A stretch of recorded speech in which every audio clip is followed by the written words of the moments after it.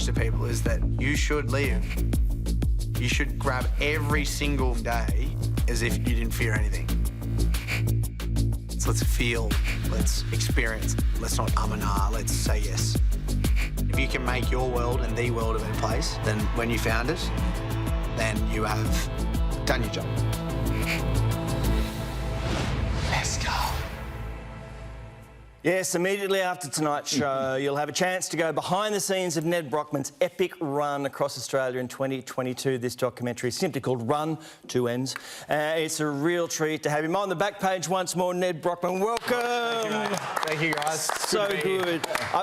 It's exciting to have you here as we head into this doco in just a few minutes away.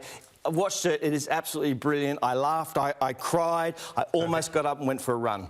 We nearly got there. But people do get there. It's one of the great messages within what you did and within that documentary as well. Yeah, it's a massive. I'm very excited and grateful that I got a doco. My last 4 years since I've taken on this big journey of doing these big feats and raising money for homelessness has been one I could never have imagined. And having a doco, having a book, having a chocolate milk, all those things are all just, I guess, byproducts of taking on a life, having a crack and going with it. So, yeah, I'm forever grateful, but just excited for what's to come as well. There was a premiere last week of the doco.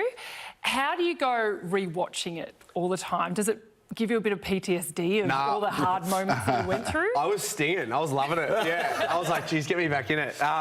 But yeah, there's a little bit of that. But I think I've processed the PTSD. That was probably the year after. Yep. Now I'm just like, get me back in that mode and get me. That's where I'm the most alive. Where I feel like what I'm meant to be doing. And so yeah, watching it on the screen was like, yeah, I can't. Was there a moment, like you say, it was 4 years ago? Yep. Was there a moment in your life that you decided to do it? Like, was there something happened, or you just were thinking about it for a while? I just was like going through the motions, like every kind of privileged young kid that just gets this is what you do, go and get a job. And I was just going through the motions. I was like, this is not right. I've got an opportunity here to do good. And that's kind of my message is like, if you are privileged, you are in a position that you can do something, then do it.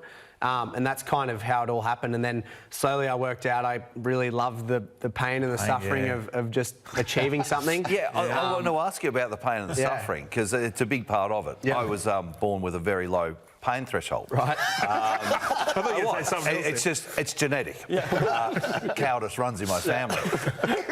So were you surprised at how much pain you can deal with, and then getting to that threshold and then going again? Yeah, it's one of those things that it can only really come with doing it. I don't know if it is a genetic component. I think it is something you have to train, but we'll talk about that after. Let's have a chat. Yeah, but I think when you actually remove yourself from it and stop, when you're so in the moment feeling all that pain and you're just so, when you can actually remove yourself from it, just, have a bit of a bird's eye view on what's going on, you can kind of just remove yourself, and there's like this game you start playing with yourself with pain, and at the end of the day, it's just pain. It's not actually like a physical. So you're going kind of, without being too esoteric, going out of body. Literally, yeah, Right. and you just have to accept that it's going to be there. So let it be, and then you get on with it. So what's the biggest battle, the mental side or the physical side, or it's the battle together? Yeah, I don't think you can have the physical without the mental, and you can have the mental without the physical. I think, they both go hand in hand, and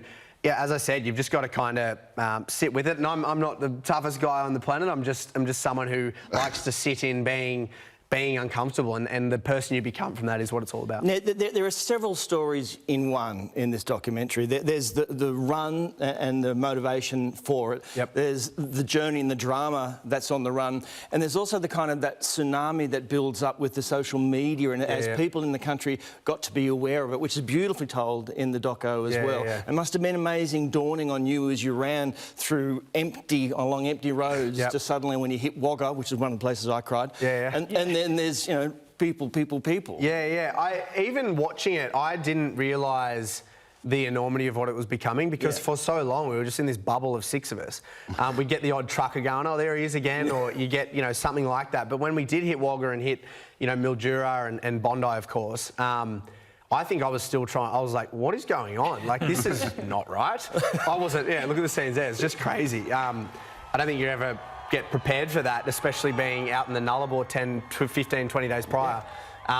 But yeah, I'm forever grateful, and without the support of everyone, we wouldn't have raised the money we raised. We wouldn't have had the ability to keep doing these things. So I'm, everyone who was there and everyone who's continued to support the whole way through, I'm just forever grateful. So much of the footage you are running with your AirPods in. Yep. What are you listening to in those moments that are getting really tough, or sometimes was it just silence and block everything else out? Yeah, I've kind of taught myself to just sit in the silence a bit, again, because your mind races and you start to answer all the big questions. But yeah, when their headphones were in, it was either Miley Cyrus, Top of My Lungs, or I'd be AC/DC, something like that. Is like Siri reading out your messages for you while you're running as well? It was actually a bit, on the Nullarbor, there's obviously no service, and I had only one album download, and that was Kip Moore Country 2016. So I don't know about that. Anyway, got very friendly with Kip Moore.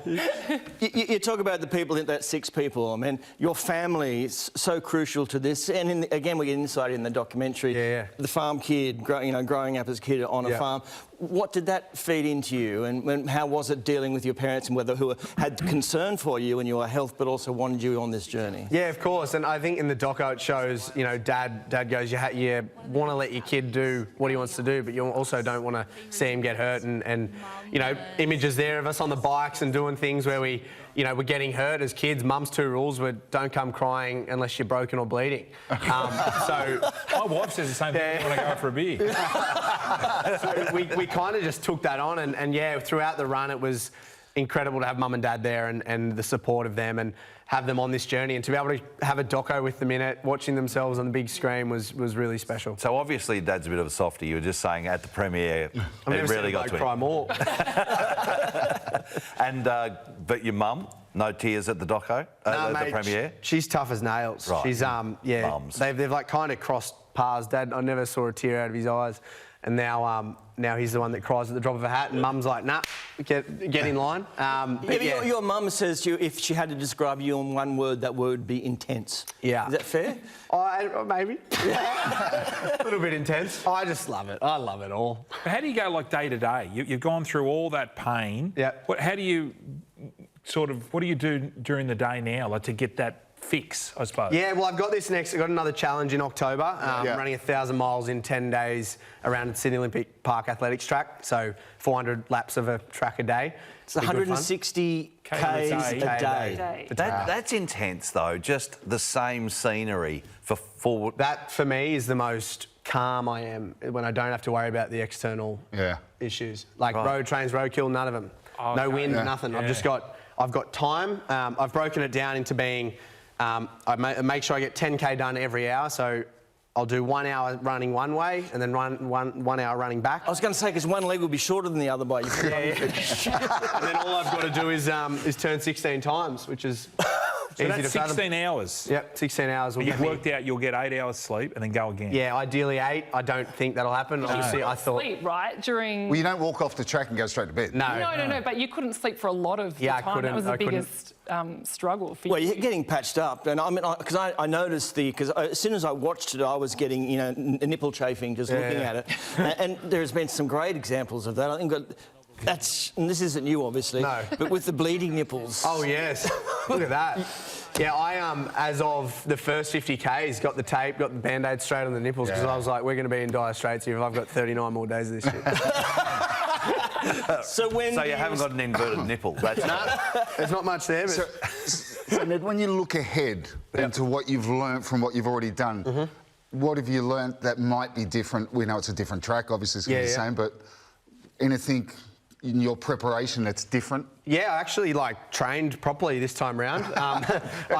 It was a bit of a cowboy operation the first time round, and I've got amazing people in my corner now. I've got a strength coach, physio, dietitian, all these things that I kind of just learnt on the whim, and that was the whole run across Australia. So the fact we actually got the run across Australia done was quite a surprise.